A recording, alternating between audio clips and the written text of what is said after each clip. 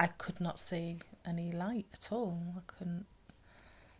I got to the stage where I didn't even want to see the light because I'd given up. It was like last chance for me. I would have not survived.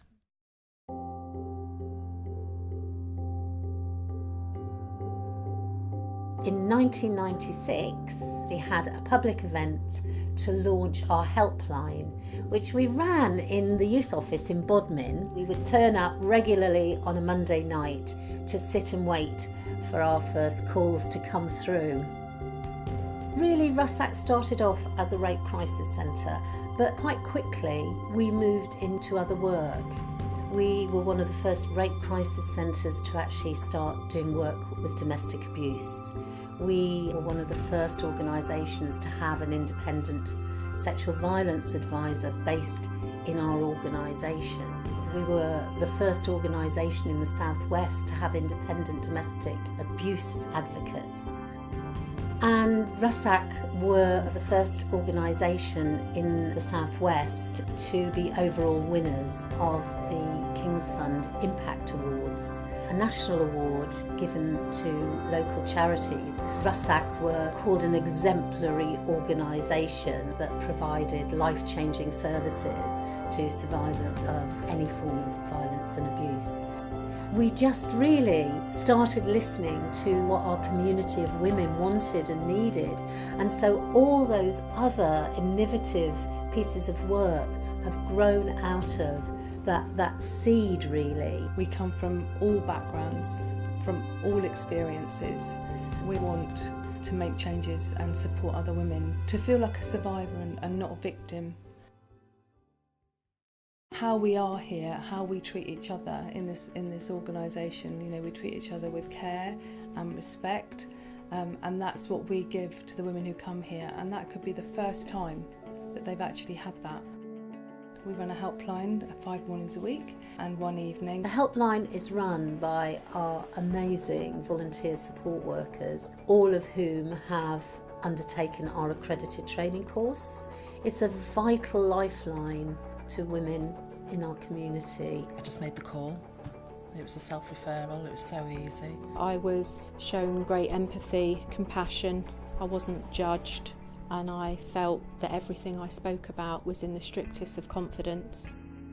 We have our outreach service, which means that we can actually send workers out to work with women in very isolated areas, women who would never get to us otherwise. Often when I first see a woman, she's not had much support around her rape and sexual abuse. She might have been in the mental health system for years, but often will say, I've never been asked the question, have you been abused, or have you had a domestic violence relationship? We offer one-to-one face-to-face support to women, but for some women they find group work really beneficial. I was offered to go on to do some group work, which I think is where things really changed for me. We offer 2 different types of group work programmes. We have pattern changing, which is for women who have experienced domestic violence, and we have the Power programme, which is a very new programme that we've written, which is specifically for survivors of sexual violence. The Power programme is a 14-week programme. That really takes them on a healing journey. So we start with looking at what abuse is. We look at the effects that it's had on women. We look at how they have coped. There's something about stepping into a space where you're accepted, it's safe, and you're able to explore the issues around sexual abuse. We look at shame and blame. We look at guilt. We look at anger and with skills to get rid of that anger in a healthier way. So we might look at writing on eggs, words or feelings, and then throwing that egg either at a wall or a tree. We might say about going down to a stream or the beach and writing on pebbles and throwing those into the ocean as a way of letting go. Writing is really beneficial. It's not for women to be able to confront their abuser or to disclose to their family members necessarily. They may not be able to do that. So what we do encourage women to do is to write those letters, not to send them or anything, but to still give a voice to that space, to those specific people that have maybe hurt them. One of the biggest things that I've seen really make a difference to women's lives is the bodywork that we provide. We really know and understand that trauma has an impact on the body as well as the mind and the emotions. So if you've experienced abuse as a child, one of your coping strategies may be to become very, very disconnected from your body, to maybe just live in your head. The bodywork therapies that we offer are just remarkable in how they help women to reconnect.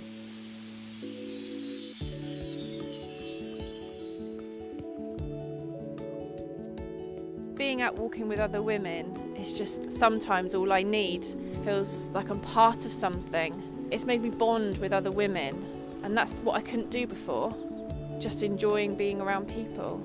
And now I'm starting to like myself again and just enjoy life. If I'm feeling really low and another woman puts their arm around me, I know that she understands how I'm feeling that day. In those walking groups, women are supporting other women, which helps them gain confidence, plus they're making friendships. So it's really about expanding their world.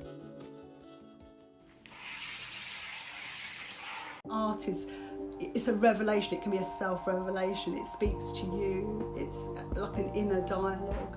And I think that's why it's so powerful and so healing, and it's very, very ancient, it's pre-verbal. And King Lear, I think there's a point where he says, the worst can't be said, you know, the very worst is beyond words. And I think that's very true. And I think even when women do utter what has happened to them, I think there's other aspects of their own healing or their own journey that they've got to work out on paper maybe, or on a soul level. I think a lot of the work, certainly the body work, is, I would almost describe it as soul healing, because it's your soul that's been really, really damaged. Putting something together creatively to express how they're feeling or what maybe happened around their trauma with the abuse, it sort of builds up their practical confidence, not just, you know, how they feel about themselves as people. The greatest joys of doing this work and seeing what that young person starts to see about themselves that before they couldn't. We reach the women who most other agencies don't reach. Women involved in the criminal justice system and women whose partners have been sentenced to a domestic violence rehabilitation programme. Who maybe are not able to access other domestic violence or sexual violence agencies because they've got an offence, sometimes a violent offence. Sometimes these women will have been convicted of an offence against a man who's perpetrated violence against them. I'm happy that I have got that one person I can turn to. Somebody just putting it plain and simple, step by step, what I need to do. We now work across Dorset, Devon and Cornwall and continue to be passionate about supporting women who are involved in the criminal justice system and moving them away from those offending behaviours that have so devastated their lives. The project itself is designed for women who have offended or women who might be at risk of offending. It's an accredited course, so they gain a level 2 in mentoring. Just to have somebody perhaps who have experienced some of that journey themselves and have come out the other end can be really empowering.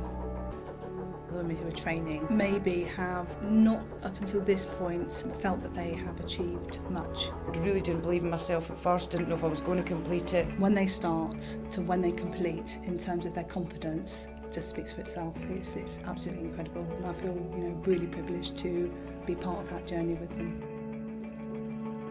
Volunteers are a daily inspiration to everybody in Russack. They're women who sometimes are survivors, sometimes just want to help other women and support other women in their communities. When you're a service user, you get empowered, but I think that empowerment continues once you're doing the training. One of our aims really as an organisation is to encourage women living in the community to come and do our training and gain the knowledge and skills that they need in order to become a support worker. It's like putting a positive spin on something that's been really negative in your life and actually just turning it around. The other thing I think that we've been very good at is reaching out to hard to reach groups in our community. Identifying those women who aren't able to access the service or choose not to at the moment, and for us to learn what would help them engage, what would make our services really welcoming. You know, we have a specialism, but actually we can learn from the women we work with. We hope that the Women's Centre will be a vision, an idea that will spread out across Cornwall. Changing it to the Women's Centre is a really good move. Our current name doesn't really reflect perhaps what women identify as abuse. I wasn't ready to admit those things. I still have problems saying those words. So we're hoping that by using the name the Women's Centre, more women will feel able to access our services, particularly women who are vulnerable. We want to support those women and we want them to feel that there is a place for them. Looking back, it's really hard to remember what it felt like to be just a small group of women with a very small vision. It's been a journey, it's been an amazing journey. We're at the forefront, and the women who we support, we listen to what they need. This was what I needed. This is what's made the big change in my life. To see the changes that women make, that in itself, you know, I couldn't think of anything better. I'm alive because of Razak. As a service user, if there wasn't women doing this work, then I wouldn't be sat here now. If anyone says that a woman's centre is an unaffordable luxury, what they're actually saying is my life, the life of other women like me, is an unaffordable luxury.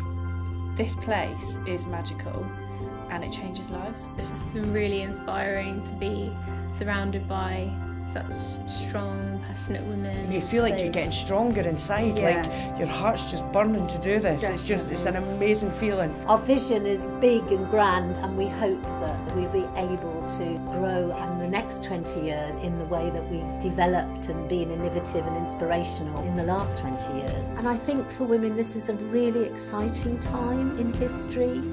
There are more women wanting to be involved in issues. There are more women now calling themselves feminists. I think there are more women who are going to want to be involved in the Women's Centre Cornwall.